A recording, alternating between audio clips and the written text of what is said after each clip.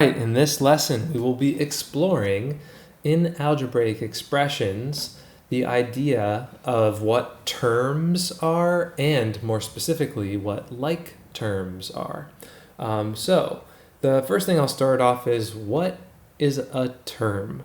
It's a fancy word for, in math, if you hear the word term, it's just a fancy word for the parts or the pieces of an expression. So if I had this algebraic expression right here, 9x minus 2 plus 7 minus x. In this expression, there are four pieces or parts, or in other words, there are four terms in this expression. And the terms in this expression are, I'll circle them, we've got 9x, we've got 2, we've got 7, and we've got x. So there are four terms, 9x, 2, 7, and x. And you'll notice that it's easy to identify the parts or the terms in an expression because they're always separated by a subtraction or an addition sign. So anytime you see a minus or a plus, that is separating the parts of an expression. So 1, 2, 3, 4. There are four terms. All right, so terms, fancy word for the parts of an expression.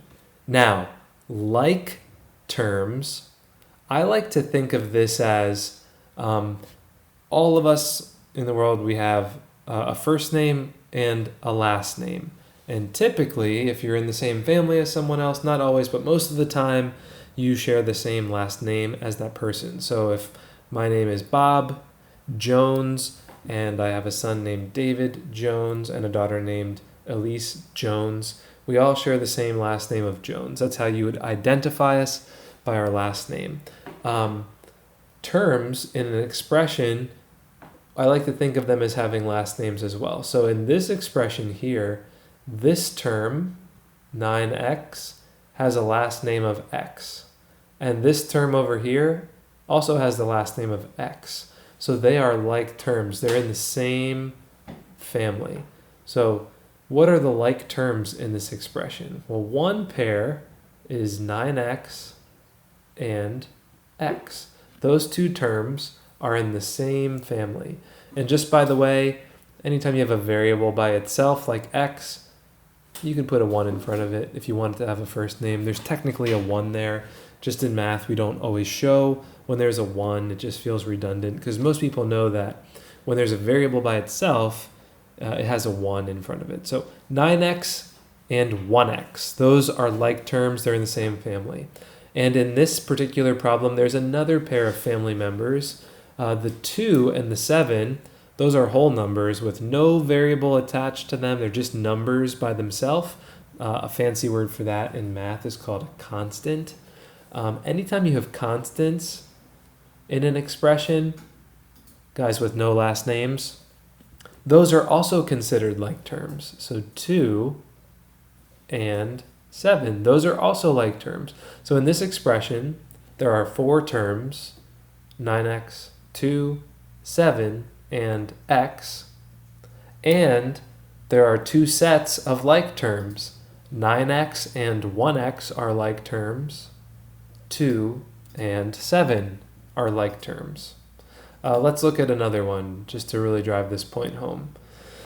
In this next example, I also have an expression similar to the first one where there are four terms, z squared, 5z, 3z squared, and z. Or if you wanted to call it 1z, you could. So there are four terms.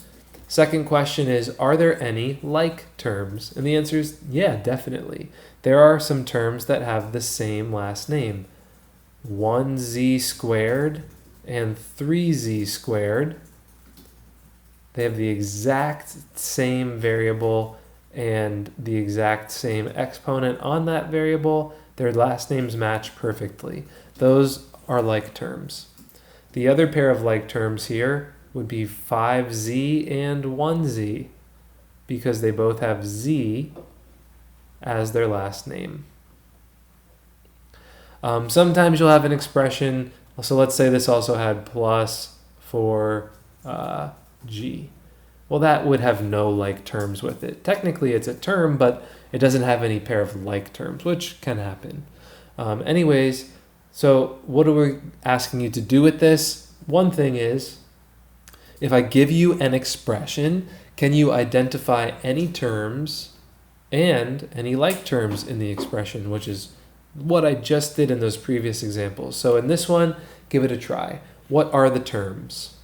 Well, the terms are 2r squared, 7r, r squared, and 9. So the terms, there you go. There's 4 of them. Are there any like terms? I think there are. Let's see. I would say that 2r squared and r squared, or if you wanted to call it 1r squared, those are considered like terms. They have the same exact last name, which is r squared. Other than that, there are no other like terms. 7r doesn't fit in the r squared family, and it doesn't match with this 9 because the 9 doesn't have an r. That's called a constant. So there are no other like terms. There's only one pair of them, and that would be the final answer to this particular question. There are 4 terms, and 2 of them are like terms. Let's do one more of those. In this expression, there are 5 terms: 7, 4p, 5, 1p, and 2q. So we've got 5 terms, and I think there are some like terms, but let's go through it. First off the bat, I see that there are 2 constants, 2 numbers with no variables, 7 and 5. So those are like terms. I also see that I've got 4p and 1p. So 4p and 1p. Those are also like terms because they have the same last name, p. Last is this q, 2q. There's no like terms with that. It's a lonely guy. There's no other q family members in this particular expression. So the only pairs of like terms are 7 and 5 and 4p and 1p. All right, enough of that. The other type of thing that I'd be asking you to look at is if you have an expression, can you simplify it by combining the like terms? So if you have family members like terms, you can combine them together by the operation that's in the expression. So here I've got 6n minus 10n. I can combine that into just one group of n family members. So 6 minus 10 is negative 4. And the last name of n always just stays the same. We're not changing the last name. We're just taking all of the like term family members and putting them into one grouping. So 6 minus 10 is negative 4.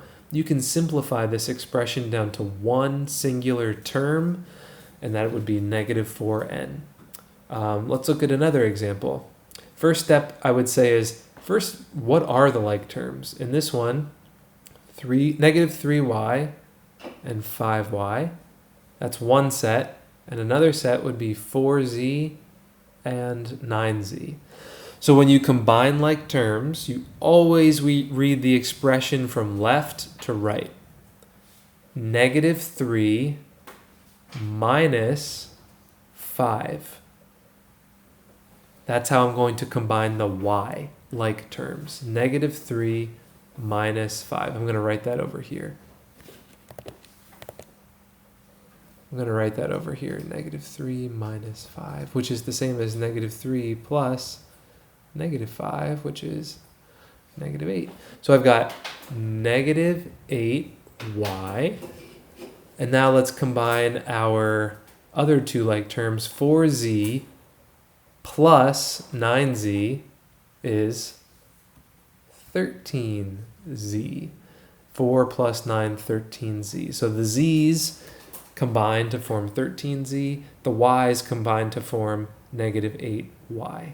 And altogether, this was originally an expression with 4 terms. Now it's an expression with 2 terms. And let's end it off here. One more example. Simplify the expression by combining any like terms. So the first thing I'm going to do is identify, are there any like terms? So I've got two constants, 14 and 8. Those are like terms. And I've got 3g and g. All right, so let's work with the constants first. Read it from left to right.